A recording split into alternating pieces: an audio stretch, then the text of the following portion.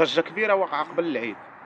سيدنا لغى العيد الاضحى باش هاد الفقراء مساكن يتنفسوا، حيت الناس الكسابه ودوك اللي كيبيعوا يشريوا الحواله كيديروا واحد الثمن مرتفع في الحولي العيد الكبير. وكاين بهاد الناس اش داروا دابا، ولاو كيمشيو يشريو الدواره، باغي يشريو الدواره من 100 درهم حتى ل 500 درهم. الجزاره هنا باغيين يضربوا يديهم بطريقتهم الخاصه. محشوماش عليكم سيدنا الغى العيد على قبل هاد الدراوش هادو ما عندهمش باش يعيدوا، نتوما درتو التحايل ديالكم.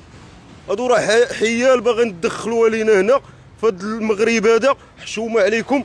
كاين ناس اللي مساكن ما عندهمش باش يشريو العيد وباش يشريو حتى ديك الدواره وباش يشريو حتى اللحم من عند الجزار. وكاين اللي كيتوهم، كاين المراوات كيتوهم والى اخره، وكاين اللي ما عندوش، وكاين اللي كيباتها في الزنقه متشرد.